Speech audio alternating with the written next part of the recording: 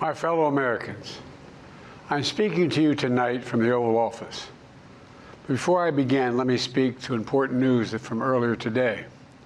After 8 months of nonstop negotiation, by my administration, a ceasefire and a hostage deal has been reached by Israel and Hamas, the elements of which I laid out in great detail in May of this year. This plan was developed and negotiated by my team, and will be largely implemented by the incoming administration. That's why I told my team to keep the incoming administration fully informed, because that's how it should be, working together as Americans. This will be my final address to you from the American people from the Oval Office, from this desk as president. And I've been thinking a lot about who we are, and maybe more importantly, who we should be. Long ago in New York Harbor, an iron worker installed beam after beam, day after day. He was joined by steel workers, stonemasons, engineers. They built not just a single structure, but a beacon of freedom. The very idea of America was so big, we felt the entire world needed to see. The Statue of Liberty, a gift from France after our Civil War. Like the very idea of America, it was built not by one person, but by many people, from every background and from around the world. Like America, the Statue of Liberty is not standing still. Her foot literally steps forward atop a broken chain of human bondage. She's on the march, and she literally moves. She was built to sway back and forth to withstand the fury of stormy weather, to stand the test of time because storms are always coming. She sways a few inches, but she never falls into the current below. An engineering marvel. The Statue of Liberty is also an enduring symbol of the soul of our nation. A soul shaped by forces that bring us together and by forces that pull us apart. And yet, through good times and tough times, we've withstood it all. A nation of pioneers and explorers, of dreamers and doers, of ancestors native to this land, of ancestors who came by force, a nation of immigrants who came to build a better life, a nation holding the torch of the most powerful idea ever in the history of the world, that all of us are created equal, that all of us deserve to be treated with dignity, justice, and fairness, that democracy must defend and be defined and be imposed, moved in every way possible. Our rights, our freedoms, our dreams. But we know the idea of America, our institution, our people, our values that uphold it are constantly being tested. Ongoing debates about power and the exercise of power. But whether we lead by the example of our power or the power of our example, whether we show the courage to stand up to the abuse of power or we yield to it. After 50 years at the center of all of this, I know that believing in the idea of America means respecting the institutions that govern a free society, the presidency, the Congress, the courts, a free and independent press, institutions that are rooted. They just might not reflect the timeless words, but they echo the words of the Declaration of Independence. We hold these truths to be self-evident. Rooted in the timeless words of the Constitution, we the people. Our system of separation of powers, checks and balances. It may not be perfect, but it's maintained our democracy for nearly 250 years. Longer than any other nation in history that's ever tried such a bold experiment. In the past 4 years, our democracy has held strong. And every day I've kept my commitment to be president for all Americans through one of the toughest periods in our nation's history. I've had a great partner in Vice President Kamala Harris. It's been the honor of my life to see the resilience of essential workers getting us through a once-in-a-century pandemic. The heroism of service members and first responders keeping us safe. The determination of advocates standing up for our rights and our freedoms, instead of losing their jobs to an economic crisis that we inherited. Millions of Americans now have the dignity of work. Millions of entrepreneurs and companies creating new businesses and industries, hiring American workers, using American products. And together, we've launched a new era of American possibilities. One of the greatest modernizations of infrastructure in our entire history, from new roads, bridges, clean water, affordable high-speed internet for every American. We invented the semiconductor, smaller than the tip of my little finger, and now is bringing those chip factories and those jobs back to America where they belong, creating thousands of jobs. Finally, giving Medicare the power to negotiate lower prescription drug prices for millions of seniors. And finally, doing something to protect our children and our families by passing the most significant gun safety law in 30 years and bringing violent crime to a 50-year low, meeting our sacred obligation to over 1 million veterans so far who are exposed to toxic materials, and to their families, providing medical care and education benefits and more for their families. You know, it will take time to feel the full impact of all we've done together. But the seeds are planted, and they'll grow and they'll bloom for decades to come. At home, we've created nearly 17 million new jobs, more than any other single administration, a single term. More people have health care than ever before. And overseas, we've strengthened NATO. Ukraine is still free. And we pulled ahead of our competition with China, and so much more. I'm so proud of how much we've accomplished together for the American people.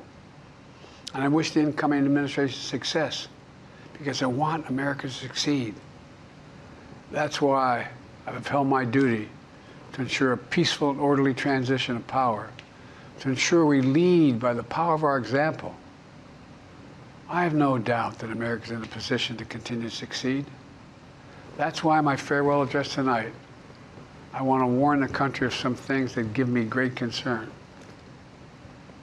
This is a dangerous and that's a dangerous concentration of power in the hands of a very few ultra-wealthy people.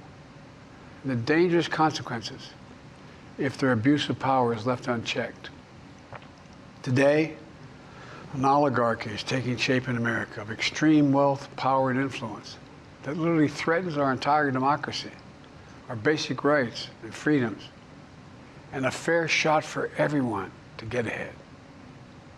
We see the consequences all across America, and we've seen it before, more than a century ago. But the American people stood up to the robber barons back then and busted the trusts.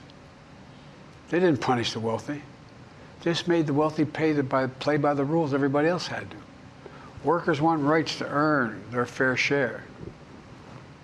You know, they were dealt into the deal, and it helped put us on a path to building the largest middle class, the most prosperous century any nation in the world has ever seen. And we've got to do that again. In the last 4 years, that is exactly what we've done. People should be able to make as much as they can, but play by the same rules, pay their fair share of taxes. So much is at stake. Right now, the existential threat of climate change has never been clearer. Just look across the country, from California to North Carolina. That's why I signed the most significant climate and clean energy law ever in the history of the world, and the rest of the world is trying to model it now. It's working, creating jobs and industries of the future. Now, we've proven we don't have to choose between protecting the environment and growing the economy. We're doing both. But powerful forces want to wield their unchecked influence to eliminate the steps we've taken to tackle the climate crisis, to serve their own interest for power and profit. We must not be bullied into sacrificing the future of our children and our grandchildren. We must keep pushing forward and push faster. There's no time to waste. It's also clear that American leadership in technology is an unparalleled source of innovation. that can transform lives. We see the same dangers of the concentration of technology, power, and wealth. You know, his farewell address, President Eisenhower spoke of the dangers of the military-industrial complex. He warned us then about, and I quote, the potential for the disastrous rise of misplaced power, end of quote. 6 decades later, I'm equally concerned about the potential rise of a tech-industrial complex that could pose real dangers for our country as well.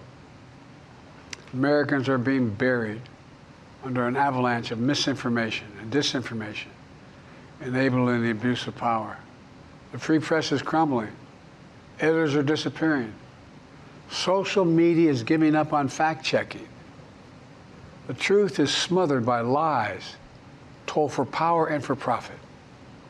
We must hold the social platforms accountable to protect our children, our families, and our very democracy from the abuse of power.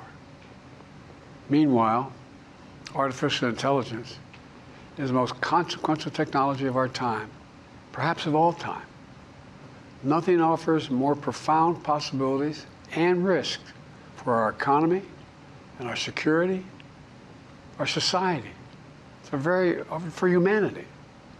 Artificial intelligence even has the potential to help us answer my call to end cancer as we know it.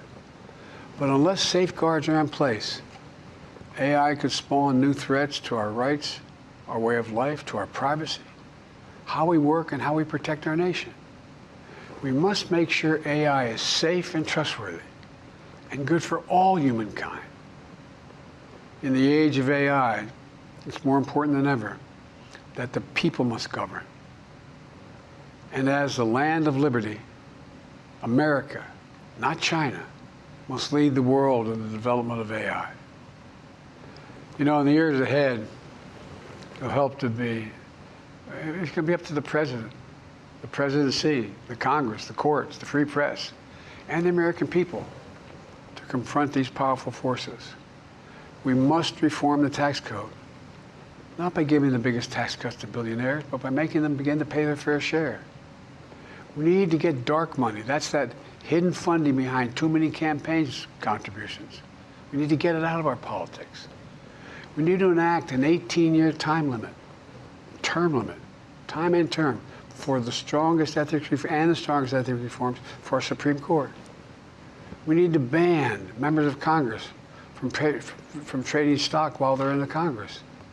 We need to amend the Constitution to make clear that no president is immune from crimes that he or she commits while in office.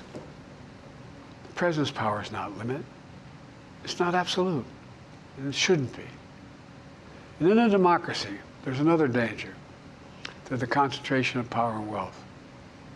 It erodes a sense of unity and common purpose. It causes distrust and division. Participating in our democracy becomes exhausting and even disillusioning. And people don't feel like they have a fair shot. We have to stay engaged in the process. I know it's frustrating. A fair shot is what makes America, America. Everyone's entitled to a fair shot, not a guarantee, but just a fair shot, an even playing field, going as far as your hard work and talent can take you. We can never lose that essential truth, remain who we are. I've always believed, and I've told other world leaders, America can be defined by one word: possibilities. Only in America do we believe anything is possible. Like a kid with a stutter from modest beginnings in Scranton, Pennsylvania, and Claremont, Delaware, sitting behind this desk in the Oval Office as President of the United States. That's the magic of America. It's all around us. Upstairs in the residence of the White House, I've walked by a painting of the Statue of Liberty I don't know how many times. In the painting, there's several workers climbing on the outstretched arm of the statue that holds the torch. It reminds me every day I pass it of the story and soul of our nation and the power of the American people.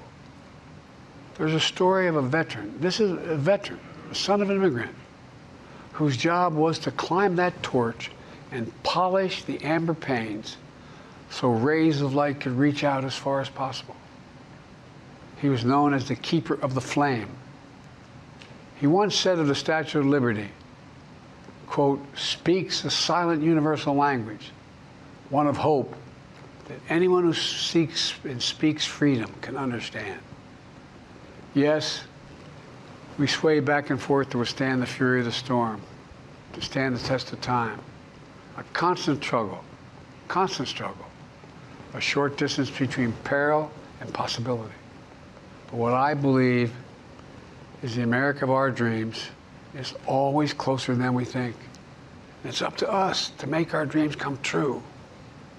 Let me close by stating my gratitude to so many people, to the members of my administration, as well as public service and first responders across the country and around the world. Thank you for stepping up to serve. To our service members and your families, it's been the highest honor of my life to lead you as Commander-in-Chief. And of course to Kamala and our incredible partner, the historic Vice President. She and Doug have become like family, and to me, family's everything. My deepest appreciation to our amazing First Lady who's with me in the Oval today, for our entire family. You're the love of my life and the lives of my love. My eternal thanks to you, the American people. After 50 years of public service, I give you my word. I still believe in the idea for which this nation stands. A nation where the strength of our institutions and the character of our people matter and must endure. Now it's your turn to stand guard. May you all be the keeper of the flame. May you keep the faith. I love America. You love it too. God bless you all, and may God protect our troops. Thank you for this great honor.